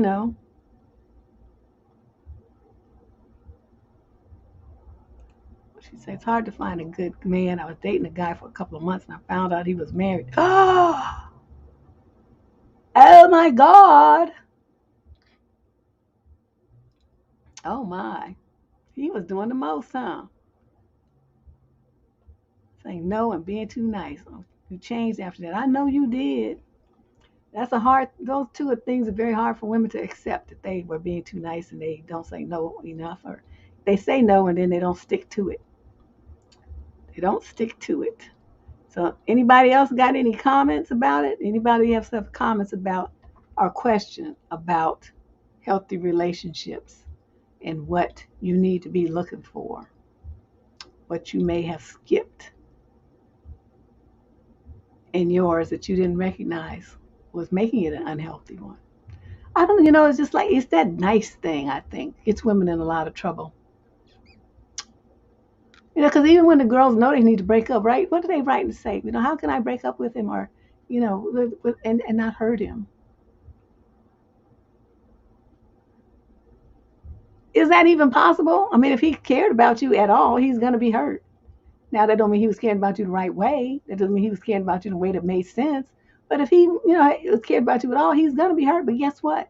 Better him than thee. My thing is better thee than me. That was always my motto in school and college and stuff. I didn't worry about men's feelings. I worried about mine.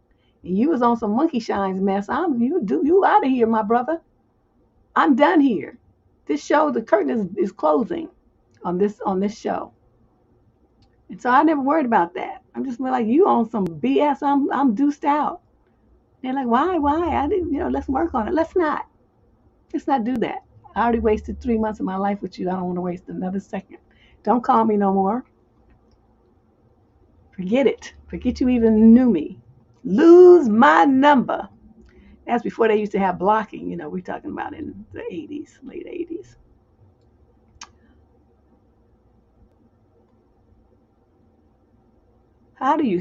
This is on. How do you stop being nice? There's a whole video on that, Ash. I hesitate to go into details about it because there's already like a 30-minute video on the channel about how to stop being nice. I think it's called Nice Needs to Die. That's the title. So do a search for that, and then you'll and take a listen to that. It goes into why women think they need to be nice, as well as how to change that around and stop thinking that's nice gets women unlived. Trying to be helpful, going up to people's cars and walking with strange people and down the street, let them get too close because you're trying to be nice. You can't be nice to men anymore. You have to always have your radar up for some monkey shines. Okay? You can't do that. You just never know. It's just too much going on in the world right now. It's not safe for you to do that. Anytime he speaks badly about his ex, just know once you find out who he really is, and you're going to be the next woman he's going to trash behind your back. Yep. That's what they do. Because every time they would do that, when I'm dealing with a dude and he started talking about his ex was this and his ex was that, I said, okay, well, that was her. What were you? Because, no relationship got jacked up with one person. So what did you do that you feel contributed to that?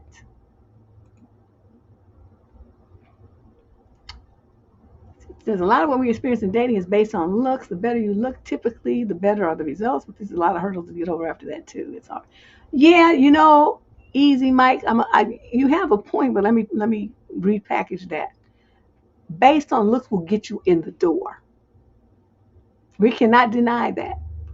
Tall, dark, and handsome. Beautiful figure and face. Nice, wear makeup nice, and wear some, little seductive looking outfit or something. That will get you in the door. That will get you in the door. However, that is not a ticket for you to stay. Because if, once people find out that that's behind this is a bunch of BS, what I call monkey shines, I guess MS, then, they're out because it's not a good situation for them. That's why you see, a lot of really good looking dudes that you would think would have a woman are single as hell because nobody want to be bothered with them. They look good, but there's something wrong with them. Some of them are just straight crazy. You know, they have all kind of issues and just crazy stuff. They're going to talk to you all kind of crazy, and they feel like because they look good that everybody wants them and all this kind of stuff. And it's like they might, but it's just like a doorknob. They're gonna open it, they're gonna take a turn, and then they're gonna be through with it. So these are men that they get older and they end up in the nursing home by themselves. Who's the nurse over here was telling me? Somebody sent me an email or something was telling me about all the men in the nursing home where they work, all the black men, nice looking, older, but then they hit a place where they was bad, had bad health, and nobody comes to visit them in the nursing home. Nobody cares about them. Nobody checks on them. Nobody calls because nobody cares. They spent their life tricking, chasing, and playing stupid. And so now in their senior years, when they need that kind of support, they don't have it because nobody wants them. Fellas need to realize, that little stuff that you be doing in your 20s, that's where you need to leave that. By the time you get in your 30s, you're supposed to be like, using your brain and developing yourself. And, doing something different than you've been doing for the last 10 years. You're supposed to grow up, okay, and realize there's more to life than chasing tail. But, it's just unbelievable. How many men waste decades of their life doing that? And now here you are, 50s and 60s, laid up in a nursing home with your diabetes and your kidney disease and stuff.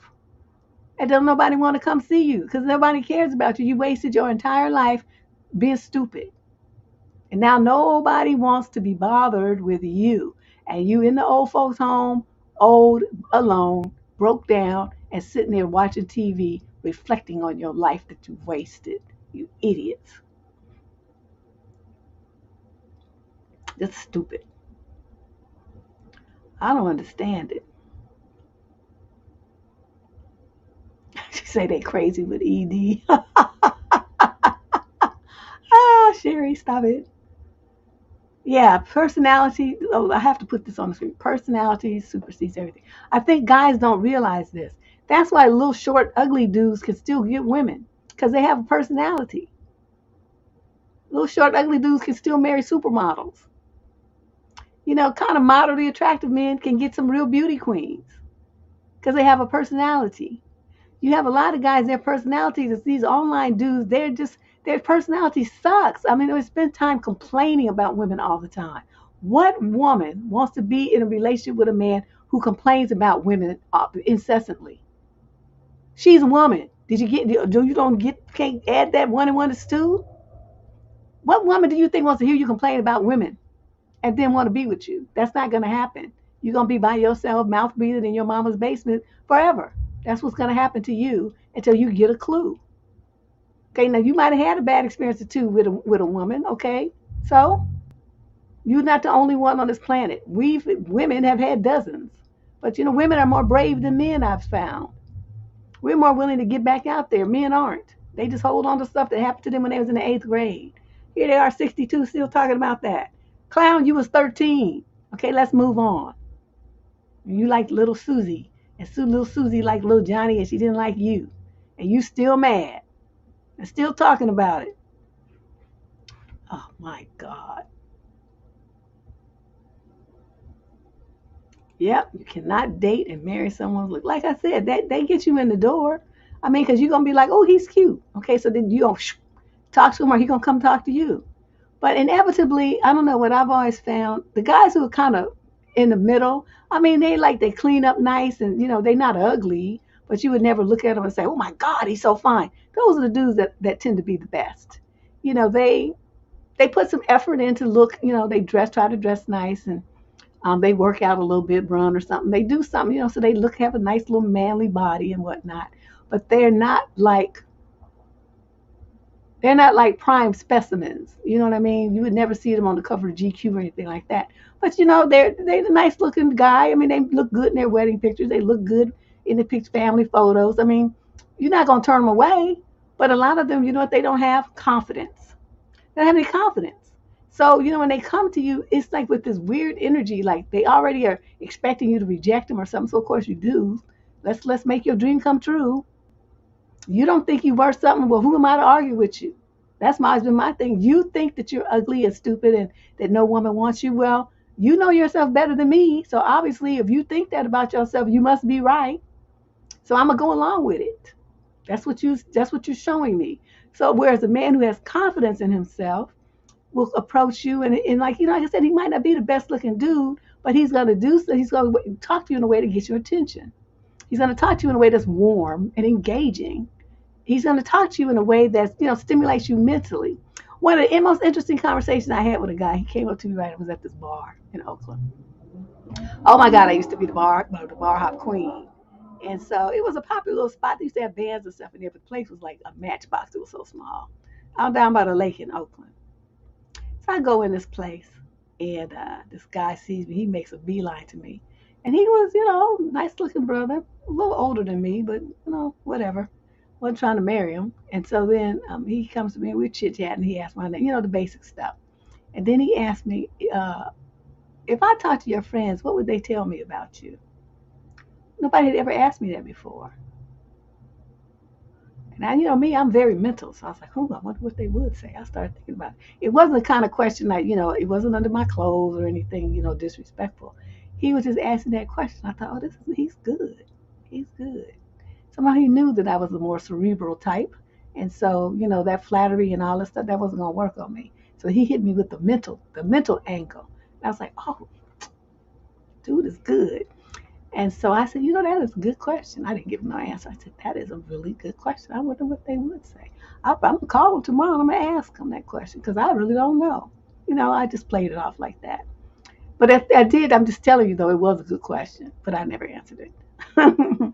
But, those kind of things, if you talk to women like they're people dudes and you don't run scared and you don't hit them with stupid flattery and stuff like a juvenile, I mean, that stuff is not,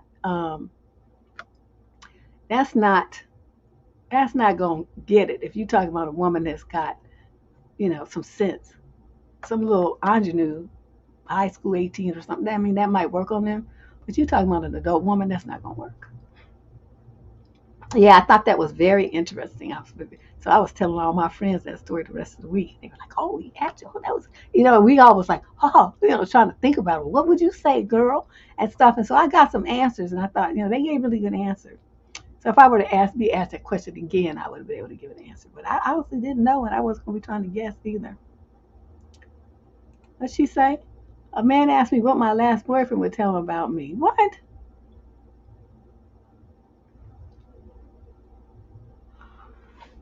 Okay, let me just tell you. If somebody just came to my mind. If some man walked up to me and asked me that, what would my ex-boyfriend tell you about me? He would tell you that she's a woman who likes a man to ask questions she want to know and not be trying to dig into her past.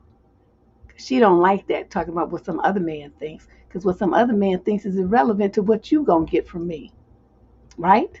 Because you're supposed to be proving yourself better than him. So what he thinks is irrelevant. What you asking me that for? That's what he would have got from me. I hate that. I hate it. Any question, any man asked me a reference to what some other man did, said, wore, liked, and you know what I'm talking about, but I'm not going to be graphic here. Um, you know, anything like that in reference to some other dude, I automatically know that you're stupid, you disrespectful, and you're insecure, and I don't have nothing else to talk to you about. You're not gonna come to me and ask me about some other man. Are you kidding? What, you gay? You want to deal with him? Is that what you had? You wanted to see if he's single and available? What you trying to do here? Girl, I just don't even know what to say. That would just piss me off. Yeah. Well, they beautiful, accomplished women. They put you down because they feel like you're here, right? Let me put the okay. He's here and you're up here in his imagination. So in order to make himself not feel like you're out of his league and he's going to bring you down to his level, that's what his goal is by talking to you like that. That's what they're trying to do. Just trying, break you down. Some women let them do it. I'd be like, you a clown. It's like, why you going to call me that? I said, because you obviously are one. Sitting up there trying to talk to me like that, trying to use them like negging comments. That shit don't work on me. You better go down to LA where all them pickup artists are people and go do that with them. That's not going to work. You can't do that on some black woman with confidence. It doesn't work.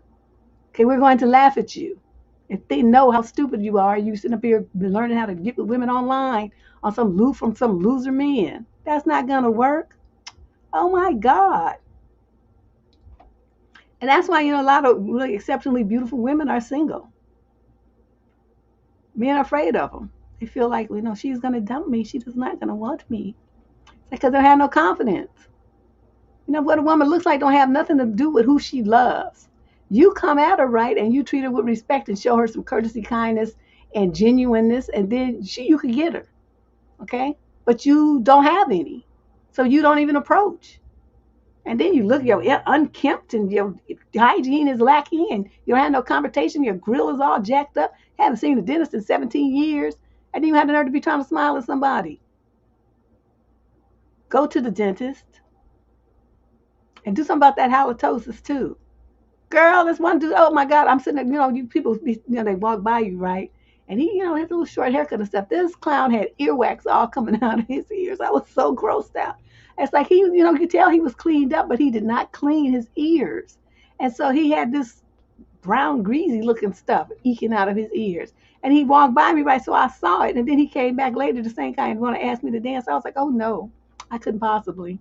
I didn't want to tell him why, but I'm like, dude, don't you know your mother didn't teach you how to groom yourself? That was nasty. Like, if you got to clean your ears, wear a hat, cover that stuff up. Show me that another man says about me is more important than he is observing me about himself. Yeah, because he's silly. A lot of dudes do that. They go by what, okay, you dealing with him, right? Some other man comes and tells him something about you. Do you know most men, because they have such low self-esteem and low confidence in themselves, will listen to what that man says, even if anything that you've done, nothing about you in the months he's been dealing with you matches that. He doesn't have enough sense to understand. Maybe dude was jealous because you got with the girl he was wanting and he wanted to try to break it up. You send you on your way to try to create another opportunity for himself. They never think that. They always believe what some clown says. Some clown they don't even really even know. It's like, why are you trusting him when you've been dealing with this girl for all this time and you know she ain't showed no signs of what this clown's talking about? You have no way to know that what he's saying is true at all, but you just automatically believe him because it's another dude. So I say a lot of them have, tendencies where they like love other men more than they do women. Yes, my energy is back. I'm getting better. Even my voice is getting better. Men who want to borrow money for their new business venture and want you to be a side part. Oh, hell to the no. Yes, girl, and Christian, I'm telling you, I was never so grossed out in my life. It was just nasty. And they had the nerve to be out in public looking like that. I was like, dude, please go back home and try again. Yeah, see, now they're not getting no money out of me. I remember we had a advice letter where some girl had invested. I think she got some loan for dude like $50,000 or something. And then he like, boop, disappeared. And she's like, oh, how can I get my money back? I'm like, you got $50,000 to waste. That's what happened. You wasted it. It's gone. It ain't never coming back. I had another kind of client. She was supposed to be investing in some kind of import business with some African dude. She was all on that African stuff and our stuff. And I'm like, girl, he got an accent. I don't mess with him. And she's like, oh, you shouldn't be like that. I'm like, So then about 2 months later, she came for her session. And she's like, oh, my God, I got ripped off for $30,000. And I'm thinking, wait, when you get $30,000 from me, you complained about how much I charge you for a personal training session. I was looking at her, and then she's like, she had given this dude money to invest in this quote business. They was supposed to be important, all this stuff, right? And the dude disappeared back to Nigeria with her money, and then she found out that the name that she had for him wasn't even his real name. I was like, wow, I didn't want to say it, but he was stupid. Well, that's like, a lot of sisters have some real money that they just be giving away to fools. I can understand. They are very concerned about impressing their guy friends and their judgments. I'm not shocked. I've written articles about that. Nothing shocks me anymore. Maybe once every 10 years, there'll be something I'd be like, oh, well, that's new. But in general, everything is just the same, a little slight twist on the same old shit. But men, they just do that. I mean, even when me and my husband were dating, we had a situation like that. The only reason that, it got cleared up because my alibi was my brother, who was his frat brother. And so, but this other guy was in their frat too. And he just wanted me so bad. And so he told all these lies and stuff, but he didn't know that I was down in LA visiting my brother. And so, when it came out, and my brother said, "Man, that's not the way it went down. This is what happened. I was right there, blah, blah, blah." So then he calmed down. But, I had to put him on. He was on a punishment. For a whole month, I didn't talk to him because of the fact that he was trying to jam me up based on what this clown said. It's like, you've been dating me for a year and a half, and you haven't seen me do anything like that. What is it why would you believe him? Well, he's my frat brother. I said, so you screwing him? Is that what's going on here? Now I know you tripping. I was like, so what is this? So anyway, he was on the timeout. I didn't talk to him he was begging and pleading and sending flowers and doing all kind of stuff. But I'm like, that's a good lesson for you to learn. You do anything like that again, I don't care if we've been married for 20 years, I'm going to divorce you on the spot. You're not going to take some other man's word over mine. If that's what you want to do, then you need to be married to him. Oh, okay. I don't know. I lost my mind for a minute. I'm like, yeah, you did. But, that's what you have to do then. But, yep, you're right. They won't ask their friends because they need to pay them back. Yeah, you women can't get their money back. You have to do it. Handle your business. I mean, you don't just give somebody $30,000. You go down to your attorney. You have them show ID, passports, all this kind of stuff. Even though those can be fake too, but it's less likelihood. Make them show proof of identity in the contract they're going to sign. It's going to spell out what you're going to do, what you're going to get for the money. What when they're supposed to pay it back, and what percentage of interest, all this kind of stuff should be spelled out in a contract. They should have some collateral for that. What is this gun? What are you holding of theirs, or what do you get if they don't pay you back? Handle your business, ladies. There's lawyers, and that's what their job is. You don't just give a man money. You make him sign some documentation so you can take your contract to court, and then you can attach his wages, his property, his truck, his car, whatever he got, it's going to be yours because you're going to sell it to get your money back. If y'all don't handle your business and your finances like you got some sense and you just giving people money, well, yeah, that you're going to get ripped off. You thinking love is going to be enough. That's not going to be enough to get you your money back. You need some stuff you can take, some airtight stuff. If anything, you make cut a hand, cut his blood, and make him do a thumbprint. They can test DNA. Yes, that was you, even if you use a different name. The DNA is that this is you. All kind of stuff. I'm not playing with these. I'm not giving them a dime. I want a contract for 25 cents.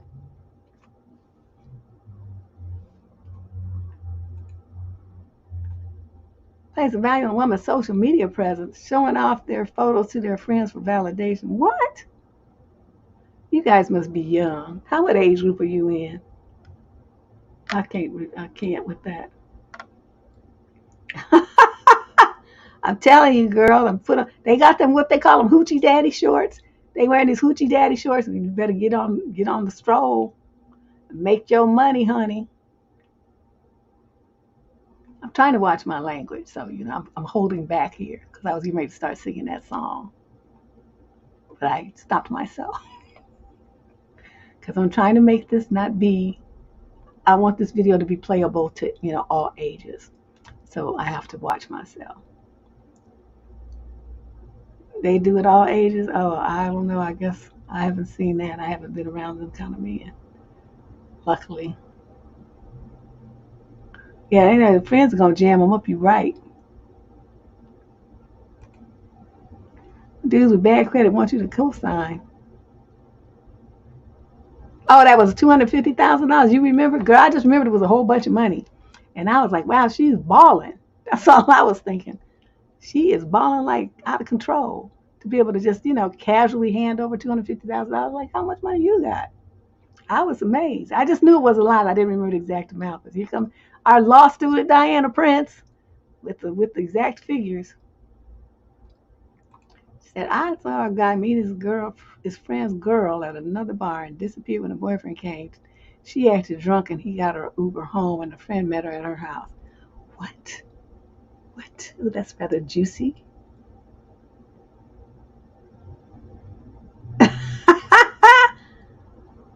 Okay. See, I wouldn't go through all that. If I liked the friend better, I just break up with the boyfriend and just give it to friend. Yeah, what's the problem? I don't understand what the problem is there. Yes, exactly, Robin. Trying to keep it rated G, because a lot of what we're talking about, teens are in unhealthy relationships with a lot of, abusive stuff these days too. I mean, there's whole websites devoted to it. They even have, teen dating violence week stuff. I was gonna do something but with all my health issues that happen a lot of stuff I was planning to do just didn't happen this spring. So it is what it is. But maybe next year I'd like to do that. Wait, I have to see this. There's a festival with so many young guys with a short song with nice buff legs. Yeah, well, see, then I'd be like, okay, is he straight or what's really going on? See, in San Francisco, when men dress like that, they're not.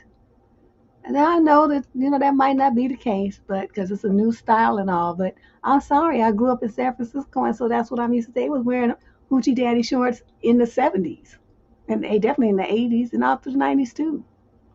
So, it's not a new thing as far as what part of the world where I grew up. It's common stuff in the summertime. Shirtless with your hoochie daddy, what they now call hoochie daddy shorts on. So, I don't know. Yes, I am feeling better. Not perfect. I had a real low energy week last week. I didn't do anything. I didn't even walk last week, but one time I think I was just tired, really tired all week long. So listen to my body, and I just laid around. I did a little something, rode my stationary bike, and did a little bit of weights, tiny bit with some bands and stuff. And that's pretty much all I did. And I just was resting up. But yeah, I think that's about it, you guys, for today's show on healthy relationships. For those of you who missed it, please go back and listen to the video. There's a lot of tips there for things to look for to let you know what to do to make your relationship healthy and what kind of things you should not have in your relationship or it pushes it over into unhealthy category. There's also an entire slide that talks about some real red flags. There's also several videos on this channel about the red flags warning you that your relationship is going to blow up in your face. And you should pay attention to all of those kind of things. There's 1,200 videos, if not 12. Well, anyway, there's a lot of videos on this channel now. If you want to know, find a particular type of video with particular keywords, go to the top of the channel. There's a button, search this channel. I think it looks like a magnifying glass. And you type in your keywords, like, you want boundary setting, or you want vetting men, or avoiding dusty men, something, or whatever. It usually works better if you put like a search string than just one word. And then you can pull up all the videos on the channel that have that, those keywords in the tags or the title. And then, start listening. Create your own little playlist if you want to. There are a lot of playlists on the channel with all the advice columns and the 25 things that men do to make women jump through hoops series. There's a series on narcissists. So there's a lot to listen to and a lot of stuff that you can learn while you're here. Before you get up out of here, be sure to like the video, share, and subscribe to the channel.